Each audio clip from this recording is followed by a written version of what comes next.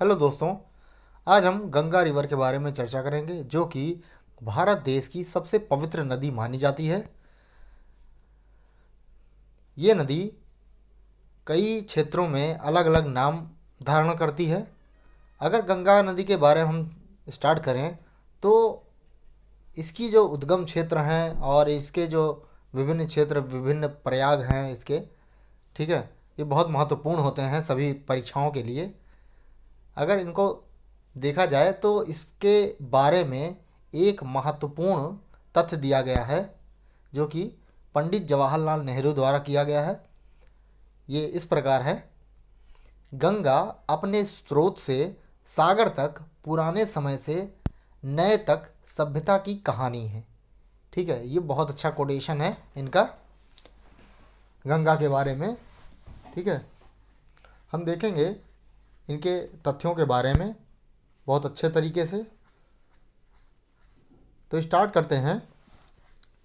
अगर देखा जाए तो गंगा जो नदी है वो ग्लेशियर से निकलती है। कौन से? गंगोत्री ग्लेशियर से निकलती है। जब ये गंगोत्री ग्लेशियर से निकलती है तो इसका नाम होता है भागीरथी नदी। ठीक है, तो ये भागीरथी धीरे धीरे आकर के नीचे मिलती है अलकनंदा नदी से देवप्रयाग जंक्शन पर। ठीक है, देवप्रयाग जंक्शन पर इसे अलकनंदा से मिलती है, तब इसे गंगा कहा जाता है। ठीक है, अब क्या जो है अलकनंदा एक ही नदी का पानी लेके आती है? तो आइए देखते हैं। ठीक है, अलकनंदा निकलती है कहाँ से? बद्रीनाथ से। जब ये बद्रीनाथ से अलकनंदा निकलती है, ठीक है, तो आगे यहाँ उसके पहले ये मिलती है धौली गंगा से। धौली गंगा से मिलती है। इस जंक्शन को क्या कहा जाता है?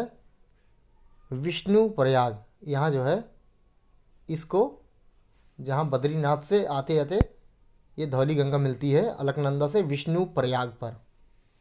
ठीक है, उसके बाद धीरे धीरे ये आगे बढ़ती है अलकनंदा नदी।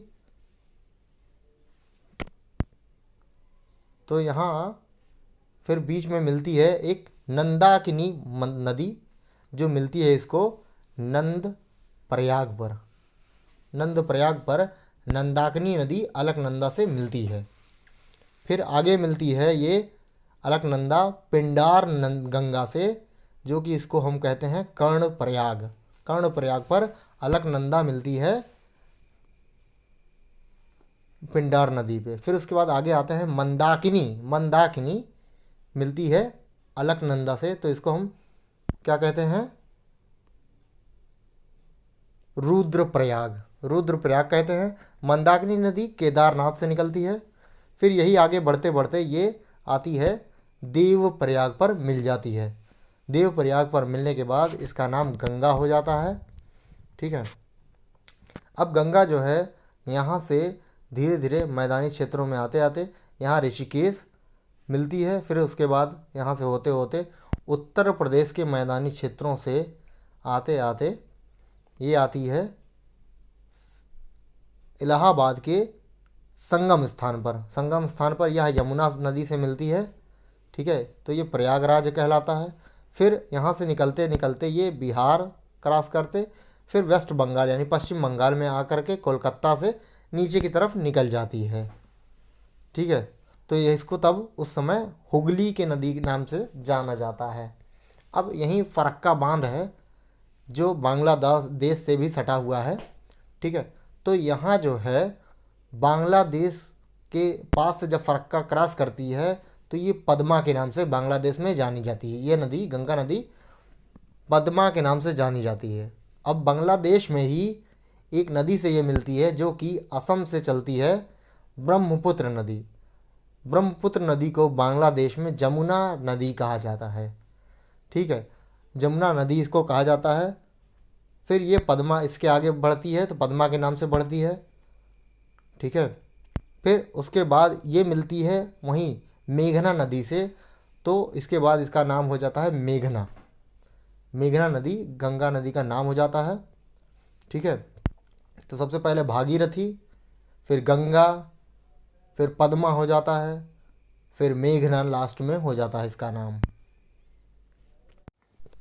गंगा, मेघना और पद्मा ये सब जो है मिल करके यहाँ कलकत्ता में यानी जो है बांग्लादेश की खाड़ी के पास जो है गिराती है।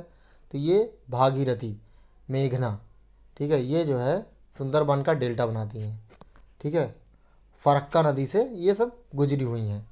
उस समय इस कहीं कहीं क्षेत्रों में इसको भागीरथी भी कहा जाता है, इस नदी को, फरक्का के पास। उस समय प्लासी के युद्ध में ये कहा जाता है कि प्लासी का युद्ध जो हुआ था वो भागीरथी नदी के किनारे हुआ था। आगे चलते हैं। ये भागीरथी जो है ये निकलती है, उसके बाद अलकनंदा से मिलती है देवप्रयाग पर। अब इसके बीच में कई खंड हैं जहाँ प्रयाग बनते हैं। सबसे पहला विष्णु प्रयाग, फिर नंद प्रयाग, फिर कर्ण प्रयाग, रुद्र प्रयाग, फिर देव प्रयाग। अब इसको हम याद कर सकते हैं। भगवान विष्णु ने नंद के घर जन्म लिया और फिर कर्ण से युद्ध में मुलाकात की, युद्ध में अपना रुद्र रूप दिखाया और फिर देवों का कल्याण किया। इससे हम इस ट्रिक से याद कर सकते हैं। विष्णु प्रयाग, नंद प्रयाग, कर्ण प्रयाग, रुद्र प्रयाग और देव प्रयाग। ठीक है, अब इसके बाद जो है हम देखते हैं गंगा की जो सहायक नदियां हैं इनके बारे में देखते हैं, जो कि हिमालयी नदियां हैं। ठीक है, गंगा जो है एक हिमालयी नदियाँ ही है। ठीक है, इसके तरफ से जो बाईं तरफ है, बाईं तरफ से जो सहायक नदियाँ इसकी हैं, इसमें से नदियाँ हैं कुछ, जो कि पहली है गोमती, फिर घाघरा, फिर गंडक। ये सब तीनों हिमालयी नदियाँ हैं जो बाईं तरफ से इसमें मिलती हैं। ठीक है, फिर आगे चलते हैं। ये यमुना जो है, यमुना अकेली एक नदी है जो कि हिमालयी नदियाँ है, वो दाईं तरफ से इसको मिलती है। ये सबसे लंबी नदी, सहायक नदी है इसकी। ठीक है, गंगा की। फिर कुछ और नदियाँ भी हैं जैसे चंबल, बेतवा और केन। ठीक है, ये नदियाँ भी इसको मिलती हैं। सोन भी रिवर इसी की सहायक नदी ही है, गंगा की सहायक नदी है। तो ये सोन नदी जो है पटना पर मिलती है। ठीक है, फिर यहाँ से ऊपर अगर देखा जाए तो एक टोंस नदी मिलती है यमुना से। यमुना से एक टोंस नदी मिलती है और नीचे से भी एक जो है मिलती है टोंस नदी। इसका अगर जो है प्रवाहित एरिया देखा जाए तो बहुत इम्पोर्टेंट है सभी ऑब्जेक्टिव परीक्षाओं के लिए। ठीक है, वीडियो कैसा लगा कमेंट सेक्शन में ज़रूर बताएं। अच्छा लगा हो तो लाइक सब्सक्राइब ज़रूर करें, ताकि आपसे फिर नेक्स्ट वीडियो में मुलाकात होती रही। धन्यवाद।